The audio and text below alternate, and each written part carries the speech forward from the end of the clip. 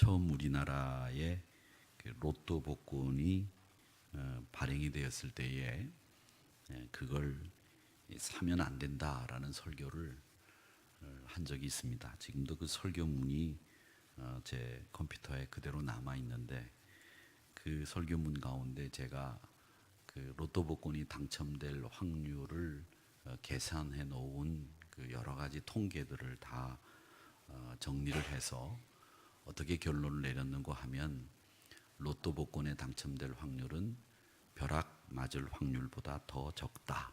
그러니 여러분 거기에 목숨 걸지 마십시오. 이렇게 설교를 그런 논지로 했습니다.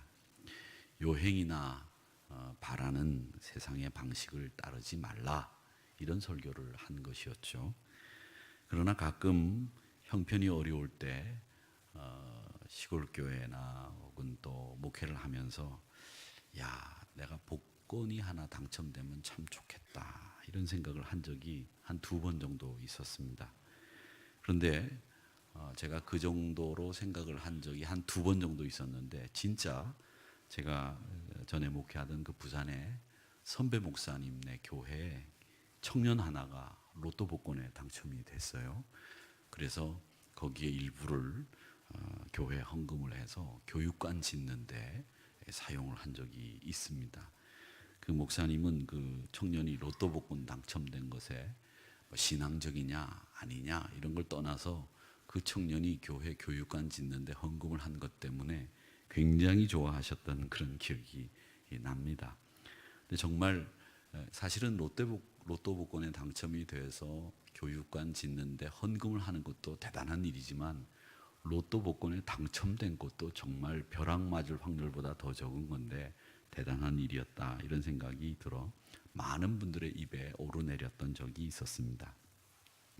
백화점이나 또 홈쇼핑을 요즘에 보면 물건을 팔면서 구입 상담만 해도 자동차를 경품으로 준다는 방송들이 나오기도 합니다.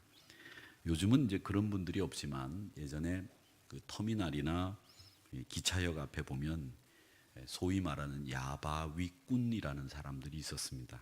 그분들은 지나다니는 사람들의 주머니를 노리고 같은 편들끼리 둘러서서 팽이를 돌린다든지 컵을 한 3-4개 앞에 쭉 놓고 그거를 돌려놓고 그 안에 주사위가 어디 있는지를 알아맞추면 돈을 주겠다 하고 쉽게 맞추는 것처럼 보이게 한 다음에 사람의 눈을 속여서 지나가는 사람을 한 패가 돈을 가로채는 이런 일들을 꾸미는 야바위꾼이라는 사람들이 있었습니다.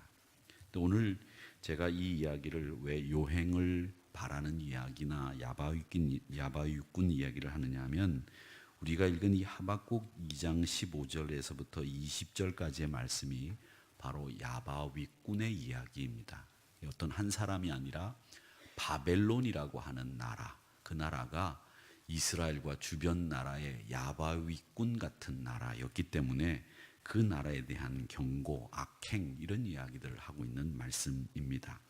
그래서 자기 힘으로 열심히 살려고 하지 않고 마치 노름꾼처럼 한탕해서 떼돈을 벌어서 살아보려고 하는 나라가 바벨론이라고 하는 나라라는 겁니다. 여러분, 떼돈이라는 말의 유래를 아시고 계시는지 모르겠습니다만, 떼돈은 갑자기 많이 번 돈을 떼돈이라고 부릅니다. 이 떼돈이라고 하는 말은 저 영월, 저 강원도, 제천, 저 한강이 시작되는 부분에 우리나라에서 나는 나무 중에서 나무들이 참 좋은 나무들이 많습니다. 그래서 그 나무를 다 베가지고 그걸 뗏목을 만들어서 한강을 통해서 한양에 팔고, 그 뗏목을 만든 그 뗏목을 만들어서 한강으로 들어와서 한양에 팔아가지고 번 돈이 떼돈입니다. 그래서 한꺼번에 많은 돈을 번다, 그래서 떼돈이다라고 하는 이야기입니다. 이 이야기를 모르셨던 분들은 끝나고 난 뒤에 제가 떼돈의 유래를 가르쳐 드렸으니까 떼돈을 내놓고 가시면 되겠습니다. 개그가 됐는지 모르겠습니다만, 이 떼돈을 요행을 바라고서 얻으려고 했던 나라, 그 나라가 바벨론이라고 하는 나라입니다. 그런데 여러분들이 지금 살아오시면서 나름대로 경험하셨을 거예요. 땀을 흘려서 벌지 않은 돈, 내가 애써서 벌지 않은 돈, 그 돈은 그렇게 오래 가지 못합니다. 또 그 돈의 가치를 제대로 모르기 때문에 그 사람들에게 돈은 돼지에게 진주를 준 것과 똑같습니다. 그러니까 본질적으로 얘기하자면 하나님이 그런 돈을 기뻐하시지 않습니다. 고대인들이 오늘 말씀에 보면 15절에서부터 20절까지의 말씀에 보면 고대인들의 생활 양식들이 잘 드러나 있는데, 이 고대인들, 즉 이 하박국 선지자가 이 글을 쓸 당시에 고대인들은 술을 마시면서 그냥 술만 마시지 않았던 모양입니다. 요즘은 어떻게 술을 마시는지 제가 술을 안 마셔봐서 잘 모르겠습니다만은 요즘도 그럴 거예요 아마. 그런데 옛날 고대인들도 술을 마시면서 반드시 내기를 했습니다. 그 내기를 하면, 예를 들자면 수수께끼를 내서 맞추면 선물을 주기도 하고 맞추지 못하면 벌금을 내기도 한 모양입니다. 그런데 어떤 경우에는 벌금을 내지 못하면 옷을 벗기거나 바지까지 벗기는 일이 있었습니다. 그래서 오늘 15절에 보면 이렇게 돼 있죠. 이웃에게 술을 마시게 하되 자기의 분노를 더하여 그에게 취하게 하고 그 하체를 드러내려 하는 자에게 화 있을진저. 이 말은 뭐냐면 술 먹으면서 내기를 해서 화가 난다고 그 사람 벌금 못 낸다고 바지를 벗겨버리는 일들이 있었다는 거죠. 고대 이 하박국 선지자가 글을 쓸 무렵에. 그래서 그런 일을 하는 사람들, 술 마시게 하고 곤경에 빠뜨리는 사람들 화 있을진저, 그 이야기를 하고 있습니다. 간혹 이런 사람들이 있습니다. 믿는 분들은 물론 술자리에 갈 일이 별로 없지만은 술을 먹으면 항상 사람들에게 힘든 일을 시키거나 우리가 옛날 일본 말로 곤조를 부리는 술 주사를 하시는 분들이 있다고 합니다. 그런데 그 주사가 혼자 부리는 분이라면 모르겠는데 다른 사람들을 힘들게 하는 분이 있어서 저 사람 술만 먹으면 동물 중에 우리가 기호하는 동물이 된다, 이런 말이 있습니다. 사람들을 곤란하게 만드는 이런 일들이 고대인들 가운데서도 있었던 겁니다. 그것을 한 사람을 얘기하는 게 아니라 바벨론이라고 하는 나라를 향해서 그 비유를 들어서 말씀하는 겁니다. 다른 사람에게 술을 마시게 하고 자기의 분을 더해서 바지를 벗기게 해서 하체를 드러나게 하는 못된 짓을 하는 나라가 바벨론이다 라고 하는 말씀이 이 15절의 말씀입니다. 여러분 아시는 것처럼 히스기야 왕을 잘 아실 겁니다. 히스기야 왕은 목숨이 다해서 이제 죽을 날이 가까웠을 때 벽면을 향해서 하나님 앞에 기도했죠. 그리고 난 뒤에 그 생명을 연장받은 사람이 히스기야라고 하는 왕입니다. 근데 이 히스기야 왕이 하나님 앞에 벽면을 향해서 통곡하고 기도하니까 하나님이 그 해 일용표를 15도 뒤로 물러가게 한 다음에 그로 더 살게 하셨어요. 너무 기쁜 거죠. 너무 좋았습니다. 더 살게 하신 것에 대해서 감사했는데 이 바벨론이라고 하는 나라 사람들이 이 사실을 알아차렸어요. 그래가지고 바벨론 나라에서 히스기야 왕이 더 오래 장수하게 됐다라고 하는 것을 축하하기 위해서 축하 사절단을 보냈습니다. 근데 이 히스기야 왕이 축하 사절단이 온 걸 보고 너무 좋아가지고 그 사절단을 데리고 다니면서 예루살렘 성전 안에 있는 보물이란 보물은 다 보여줬어요. 있는 거 없는 거 다 보여줬어요. 야, 이거 봐라 말이야. 이건 말이야 금으로 만든 잔인데 말이지. 이게 금이 몇 돈 들어갔는 줄 알아? 야, 이 금으로 만드느라고 내가 고생했어 하면서 예루살렘에 있는 기물 가운데 보물이란 보물 다 보여줬습니다. 히스기야 왕이 그렇게 보물을 자랑하고 꺼내놓고 다 드러내는 사이에 이 바벨론에서 온 축하사절단은 사실은 히스기야 왕의 생명이 연장된 것을 축하하기 위해서 온 게 아니라 예루살렘과 이스라엘을 정탐하기 위해서 보낸 사절, 간첩이었습니다. 당시 바벨론은 아직까지 세계를 제패한 나라가 아니었습니다. 아직 힘을 비축하고 있는 나라였는데 이 힘을 비축하고 있는 이 바벨론이라는 나라가 점점 세력을 키워가기 위해서 주변 나라들에게 틈만 있으면 간첩을 보내서 정세를 파악하고 그 주변 나라의 군사력이라든지 경제력을 간음하고 전쟁 준비를 하느라고 간첩을 보낸 거였어요. 근데 히스기야 왕은 그것도 모르고 있는 속 없는 속 다 내 보인 겁니다. 그래서 이사야 선지자가 히스기야 왕을 향해서 책망하는 모습도 나옵니다. 큰 실수를 했다.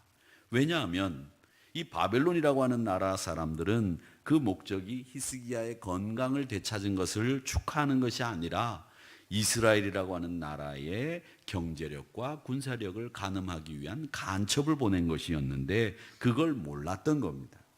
결국 나중에 어떻게 되느냐? 이 히스기야가 보여준 그 보물을 바벨론이 다 뺏어갑니다. 결국 바벨론의 전략이 뭐였느냐? 화친하는 것처럼, 화평을 맺는 것처럼 보이면서 상대방을 추켜 세우고 난 뒤에 그 나라의 고급 정보를 다 빼내가지고서는 그 나라를 치고서는 뺏어가는 겁니다. 그게 바벨론의 전략이었습니다. 마치 사기꾼의 두 얼굴과 같은 모습을 가진 나라가 바벨론이었다는 겁니다. 그걸 아는 하박국 선지자가 오늘 2장 15절 이하에서 그 내용을 비유로 말씀하시고 있는 것들입니다.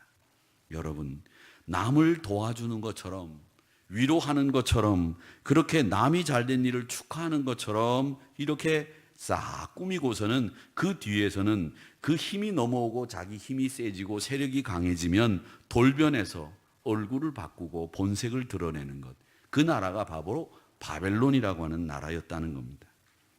오늘 본문의 말씀이 우리에게 이야기하는 것이 뭐냐면 바벨론이라고 하는 나라가 이런 방법으로 주위에 있는 나라들을 하나씩 집어삼켰다라고 하는 이야기를 하는 것인데, 사실은 그 이야기보다 우리 하나님께서 하박국 선지자를 통해서 우리에게 하시고자 하는 말씀은 뭐냐면 악한 세력이라고 하는 것, 그 악한 세력이 하는 방법이 뭔지를 우리 믿는 사람들이 잘 알아야 된다.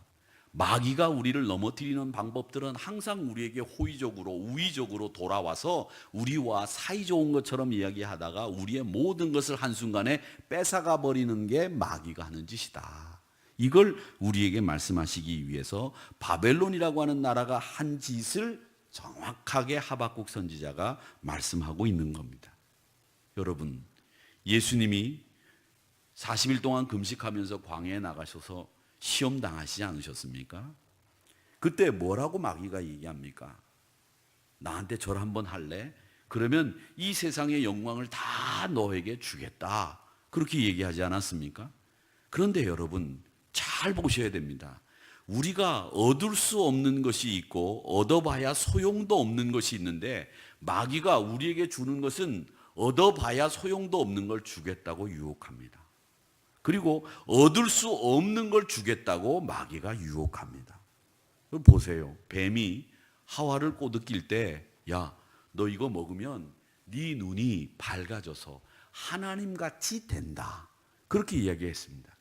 우리가 하나님이 될 수 있습니까? 없습니다. 그런데 마귀는 우리가 될 수 없는 거, 얻을 수도 없는 거, 이런 것들을 얻을 수 있다고 우리를 유혹하는데, 우리는 그 말에 속는다는 거죠. 그래서 넘어간다는 겁니다. 여러분, 만약에 마귀가 한 번만 나한테 절하면 이 세상의 영광을 다 주겠다고 하는 말을 믿고 절을 했다고 가정해 봅시다. 그러면 예수님이 이 세상을 받을 수 있었을까요? 받기는커녕 바로 그 순간에, 마귀에게 절하는 순간에 우선 먼저 되는 게 뭡니까? 마귀의 종이 되는 게 먼저입니다. 마귀에게 절하는 순간에 마귀에게 굴복하고 그의 종이 되는 게 우선이기 때문에 마귀의 종이 된 이상 세상의 영광이 무슨 소용이 있겠습니까? 그런데 마귀의 종이 되는 건 싹 감추고 세상의 영광이 다 나에게 온다라고 하는 것만 마귀는 우리에게 보여주는 거죠. 이게 마귀가 우리 믿음의 사람들을 넘어뜨리는 거예요. 여러분, 우리가 절하는 순간에 마귀의 종이 된다는 사실을 감춰져 있다고 하는 것, 그걸 여러분 간파하셔야 됩니다.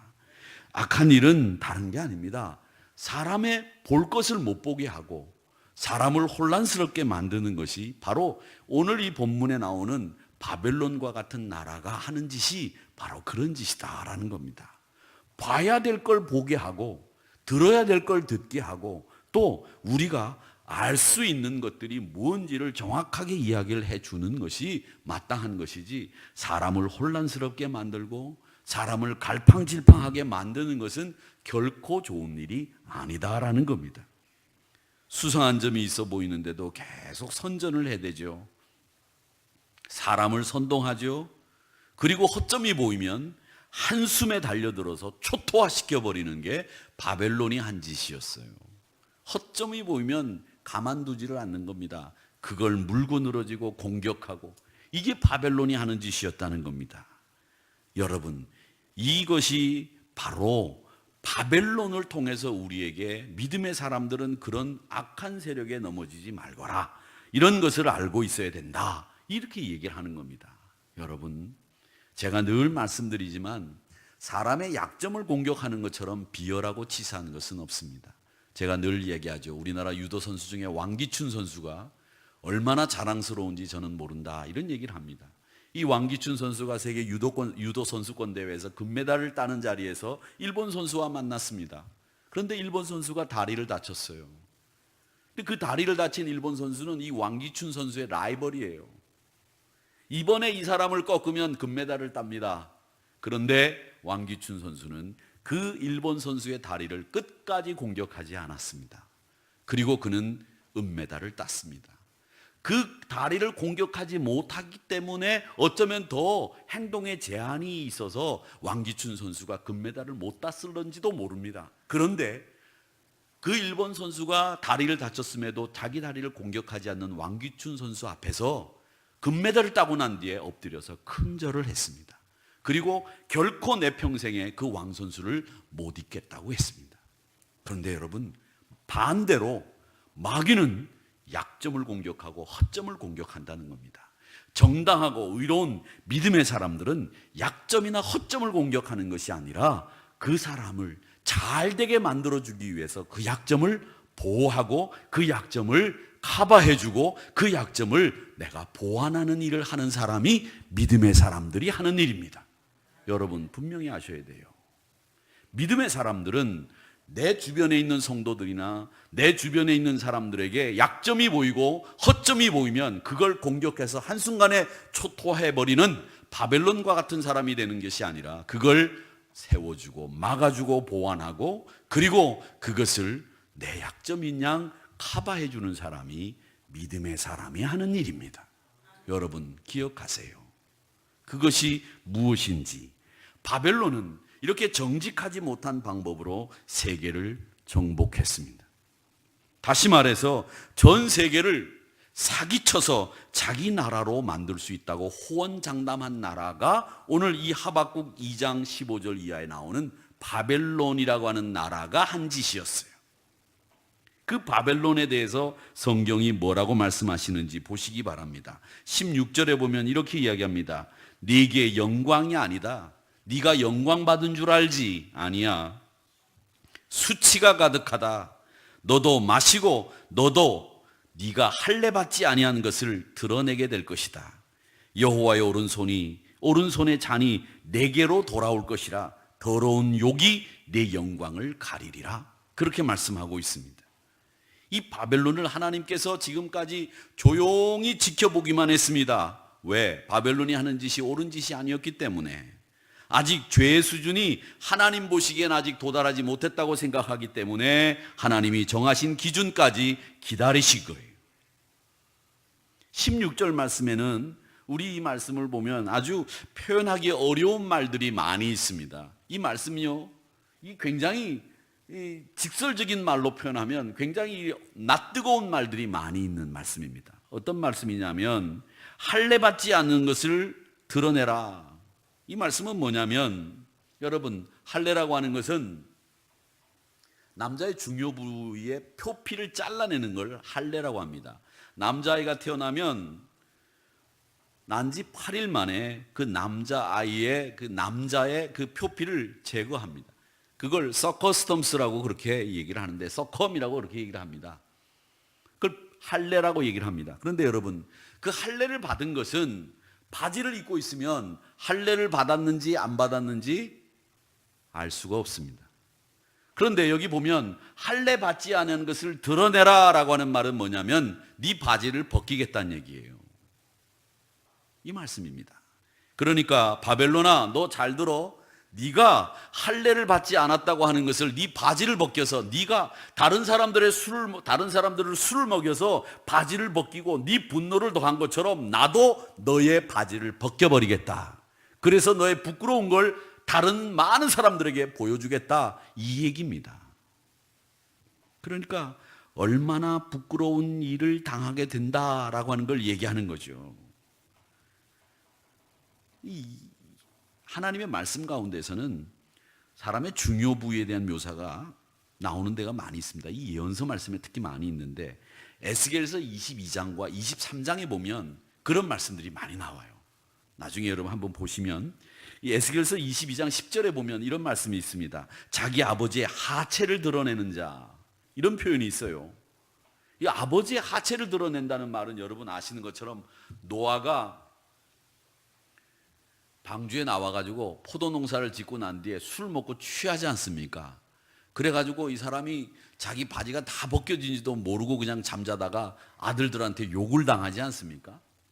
그런데 이 아버지의 하체를 드러낸다는 말은 뭐냐면 아버지의 벗은 모습을 본다라는 뜻이 아니에요. 이 말의 원래 뜻은 뭐냐면 이런 말입니다. 아버지가 어머니가 돌아가시고 새어머니를 얻었는데 그 새어머니를 겁탈한다는 얘기예요. 아주 치욕스럽고 우리가 입에 담기 어려운 이야기들입니다. 그리고 또 어떤 이야기가 있느냐면 월경하는 가운데 부정한 여인과 관계하는 자도 있었다라고 하는 말은, 이 말은 뭐냐면 생명을 중요하지 않게 여기는 사람들이 있었다라는 말들입니다. 이 말은 뭘 얘기하느냐면 에스겔 선지자나 하박국 선지자나 하는 말씀이 똑같은 얘기입니다. 입에 담기도 어려운 짓들을 하면서 거룩한 척하고 화장실도 안 가는 척 거룩한 척하는 행세를 하는 바벨론과 같은 나라들, 그 나라의 수치스러움을 내가 다 드러내겠다, 이런 이야기입니다. 성경에서 하체라고 하는 말은 인체의 아랫부분을 이야기하는 것이기도 하지만 남자 여자의 치부, 가장 드러내기 어려운 부분을 드러내서 만천하에 공개해버리겠다, 너에게 수치를 주겠다, 이런 뜻이에요. 근데 여기에 더 하나 알아야 될 문구가 있습니다. 아까 여러분 16절 말씀에 보면 이런 말씀이 있습니다. 할례 받지 아니한 것을 드러내라, 이렇게 이야기를 하는데 이 얘기는 뭐냐면 여러분, 우리가 마음의 할례를 받는다는 말을 쓰잖아요. 마음의 할례를 받는 게 뭡니까? 마음의 할례를 받는 거, 저는 마음의 할례를 받는 걸 이렇게 정리하고 싶어요.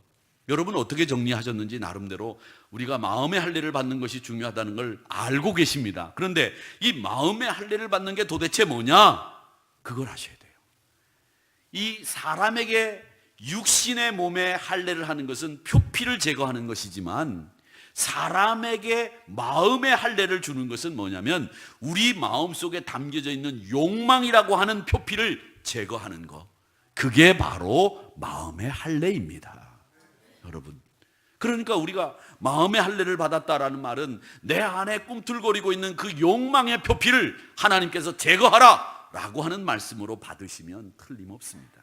근데 우리 사람들은 이 욕망이라고 하는 녀석들을 때문에 항상 애를 쓰지 않습니까? 한 번 할례를 받으면 없어지는 이 육신의 표피처럼 없어지면 되는데 욕망이라는 게 한 번 제거한다고 싹 사라집니까? 한 번에 사라져요? 아닙니다.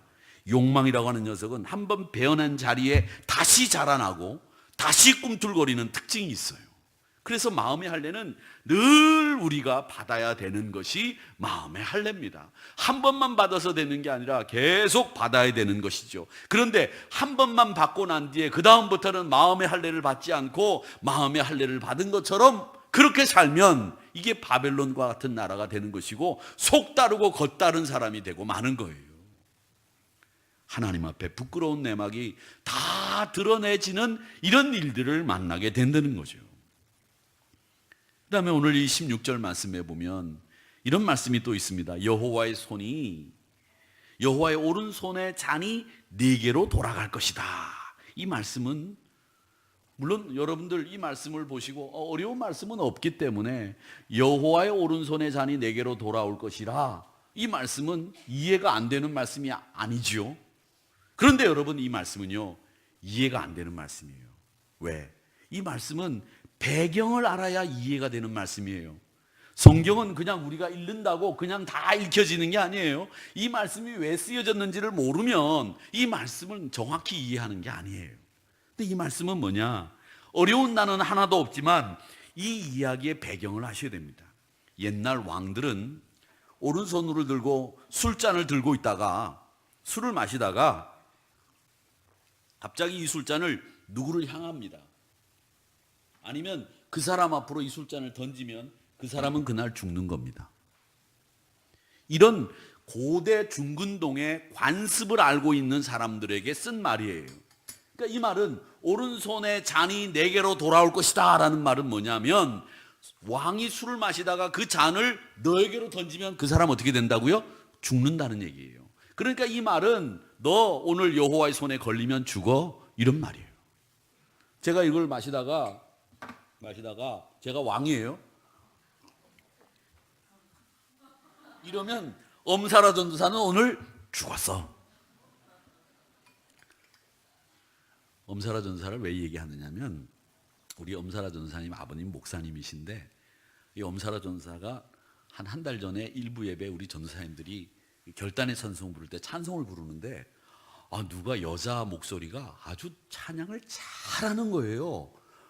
일부 예배에 우리 수정 전도사도 노래는 잘하지만 저렇게 잘하지는 않는데, 그렇게 생각하고 딱 봤더니 엄사라 전도사가 찬양을 하는데 찬양을 너무 잘하는 거예요. 그래서 제가 물건이 하나 왔구나, 그렇게 생각을 했습니다. 근데 오늘 보니까 찬양을 혼자 안 하고 여럿이 해서 찬양이 잘 이렇게 드러나진 않았지만, 나중에 엄사라 전도사님 꼭 혼자 특송 한번 해봐요. 알았지요? 네, 안 하겠다는 소리 안 해요. 요즘 젊은 전도사님들은. 네, 고마워요. 오른손에 여호와의 잔이 내게로 돌아올 것이다 라는 말은 네가 그날 죽는다. 이 말은 바벨론아, 네가 그렇게 이스라엘에게 악행을 하고 이스라엘을 무시하고 이스라엘을 속였다. 이제 여호와의 오른손의 잔이 내게로 돌아갈 것이다. 이 이야기를 하는 것입니다. 그래서 여러분, 바벨론이 다음 순서로 이제 너희들이 재앙을 당하게 된다, 이런 이야기입니다.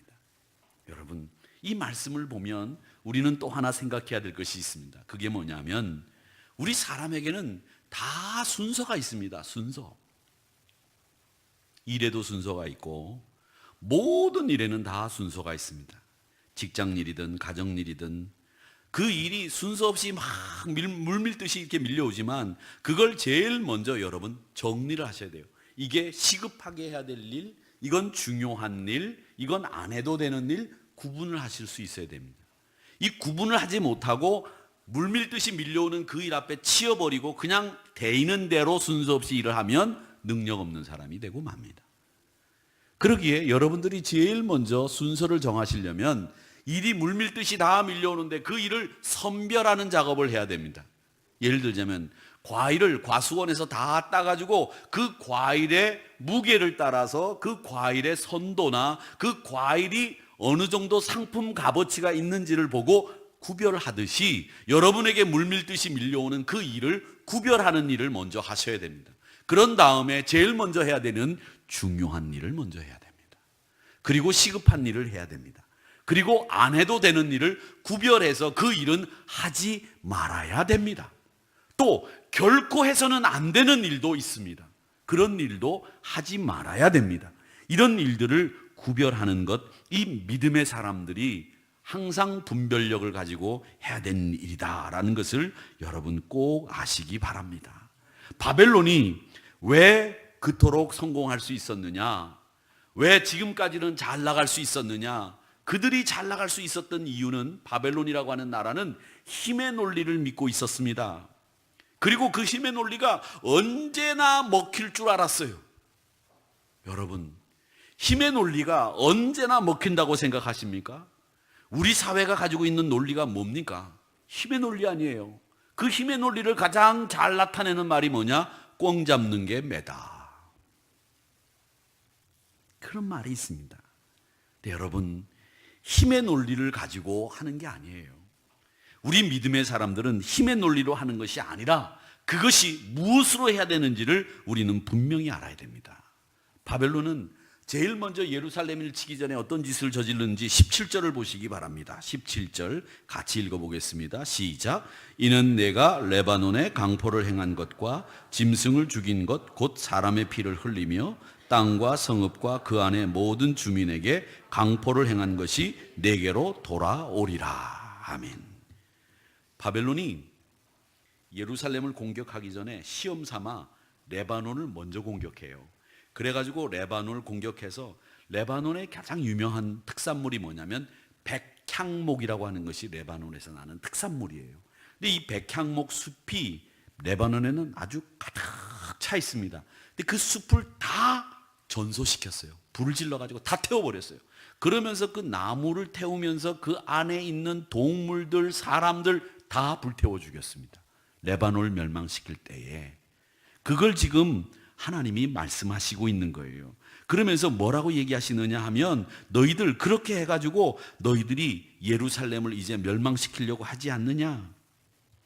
그런 사륙을 감행했던 너희들의 힘의 논리, 자신만의 생각으로 저질렀던 일들, 그게 왜 용감하고 무식했느냐?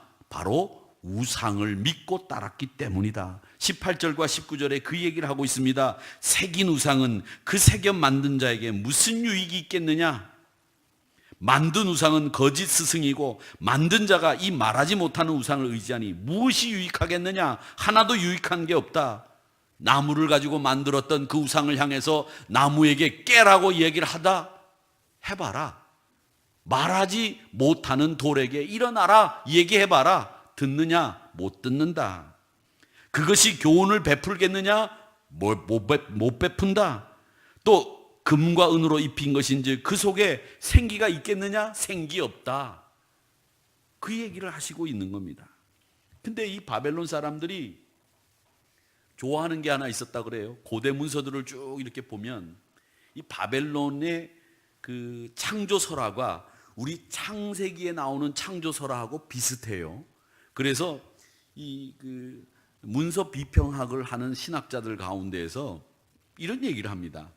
바벨론의 그 창조신이 누구냐면 마루둑이라고 하는 신이 있거든요. 그 마루둑이라고 하는 신을 우리 이 창세기 기자가 그걸 모방해서 창세기를 만들었다. 그렇게 얘기하는 사람들이 있습니다. 그리고 유명한 바벨론의 서사시가 있어요. 갈가메쉬 서사시라고 하는 유명한 서사시가 있습니다. 그런 서사시가 있는데 바벨론의 그런 고대 문서들을 이렇게 보면 바벨론 사람들이 좋아한 게 하나 있었습니다. 그게 뭐냐면 별로 점을 치는 거, 점성술. 그리고 점 치는 것도 좋아했다고 그래요. 여러분, 우리 믿음의 사람들은 항상 조심해야 될 게 있습니다. 조심해야 될 게 있는데 우리 한국에 교인들이 수천만 명이 있다고 하는데 그 교인이 수천만 명이 있는데도 불구하고 아직도 이 무속인들이 줄어들질 않아요. 제가 말씀드렸죠? 2016년 통계로 무속인들에게 가는 돈이 8조래요. 8조. 그 복채가 8조가 간다는 거예요. 엄청나게 많은 복채가 가는 거죠. 예를 들자면 우리 사람들이 생활 방식 속에서 우리가 아직까지도 이 무속 신앙에서 벗어나지를 못하는 그런 말들을 많이 해요. 예를 들자면 저녁에 벽으로 거미가 가면 야, 저 거미 잡아라. 저녁 거미는 재수 없단다. 이런 말들이 사실은 그건 신앙적인 말이 아니잖아요. 그렇잖아요. 그리고 우리가 또 무슨 얘기를 하느냐면 야, 뭐 띠가 있는데 그 띠가 무슨 띠냐를 가지고서 여자들의 삶을 평가하지 않습니까? 아시지 않습니까? 제가 말씀드리지 않아도. 그래가지고 그때가 되면 그냥 애를 안 낳고 남자애가 나오면 그냥 그 산부인과 가서 아이가 남자라 그러면 낳고 여자라면 안 낳고 이런 일들이 있어가지고 성비 균형이 깨지는 이런 일들이 있지 않았습니까? 그리고 또 예수 믿는 분들 가운데 제가 신방을 가다가 어떤 분이 그런 얘기를 했는데 제가 어떤 분이 그 얘기를 했는지 모르겠는데 아이고 그 사람 팔자려니 생각하지 뭐 이렇게 얘기하시는 분들이 계신데 팔자란 말 쓰지 마세요. 팔자란 말은 원래 어떤 말의 준말이냐면 사주팔자의 준말이에요. 사주팔자.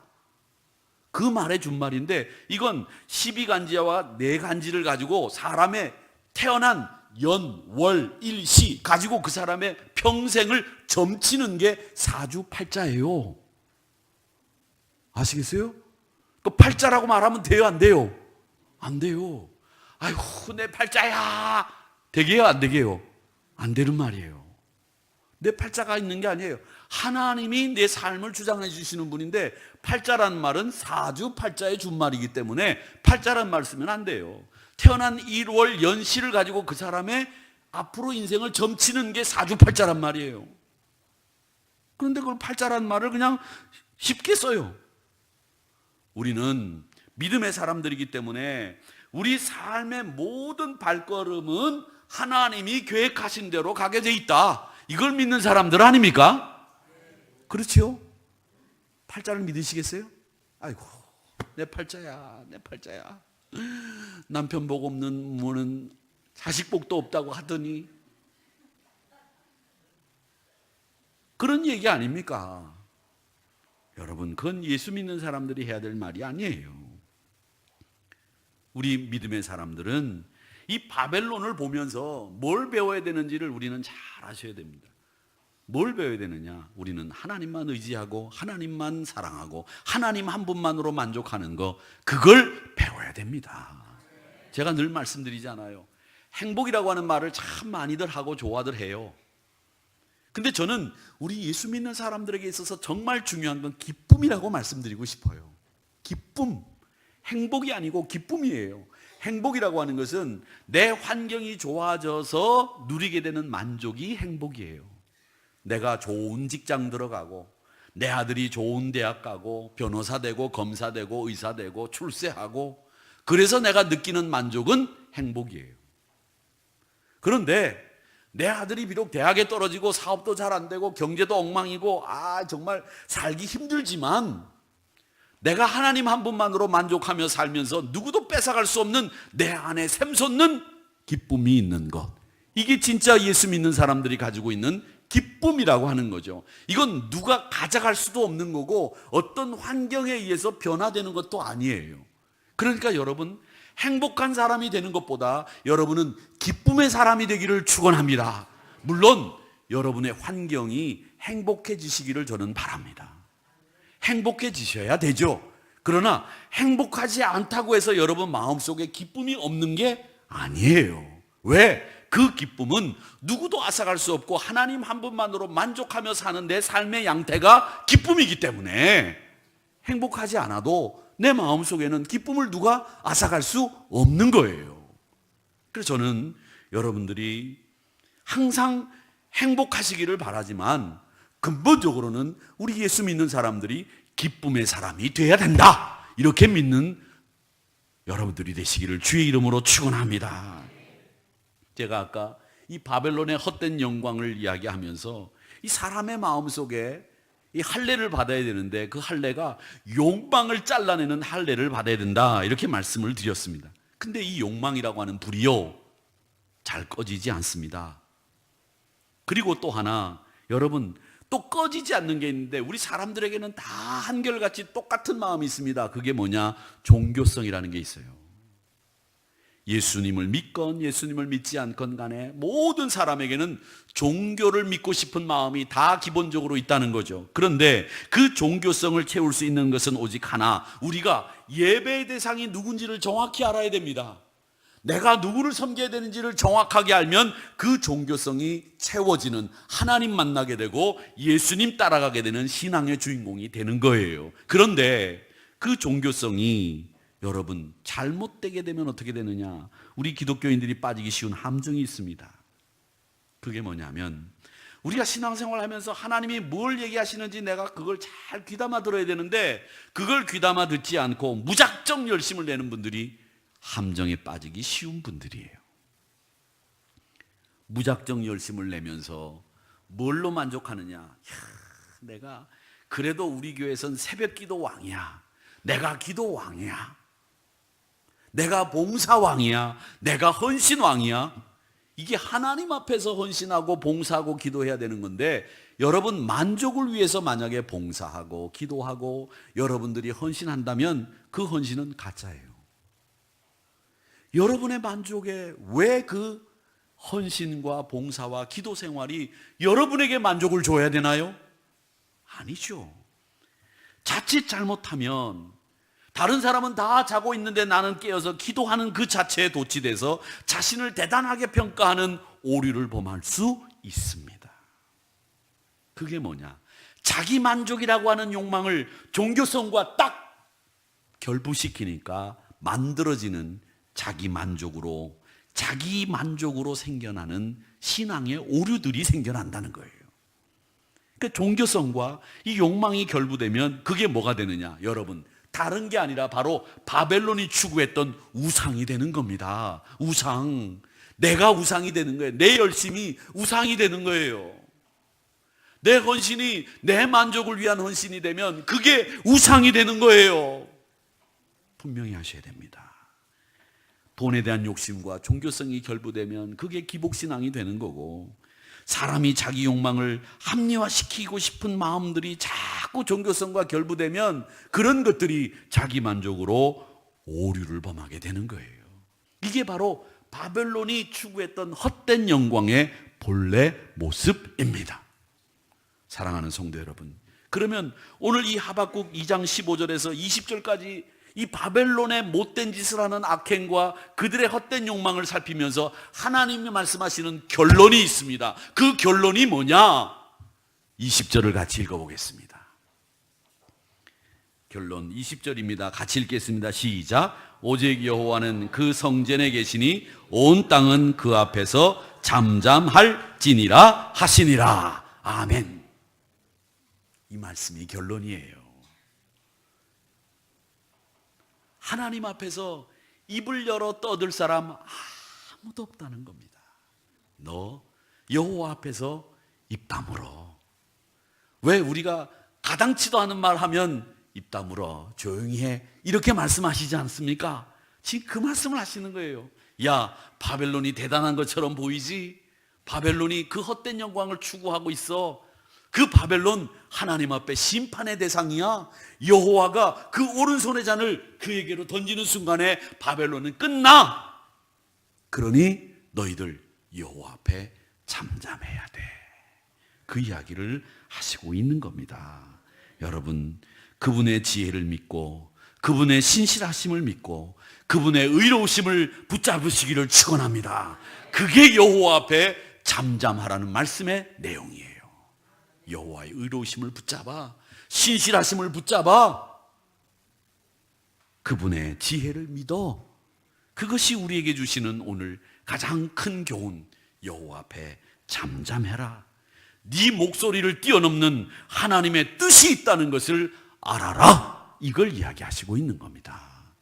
저의 목소리가 아무리 커도, 여러분의 목소리가 아무리 커도 거기에는 하나님의 뜻이 있다고 하는 것을 분명하게 말씀하시기 위해서 여호와 앞에 잠잠해라, 이렇게 말씀하시고 있는 겁니다.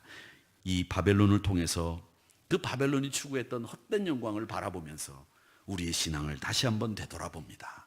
하나님 앞에서 잠잠히 입 다물고 그분의 지혜와 그분의 신실하심과 그분의 거룩함을 믿고 하나님의 때를 기다리는 믿음의 모습들을 갖추게 하여 주셔서 오늘도 내일도 승리하는 저희들이 되게 해 주시옵소서. 은혜의 자리에 앉는 저희들이 되게 해 주시옵소서. 그렇게 기도하는 저와 여러분이 되시기를 주님의 이름으로 축원합니다. 우리 같이 기도하겠습니다.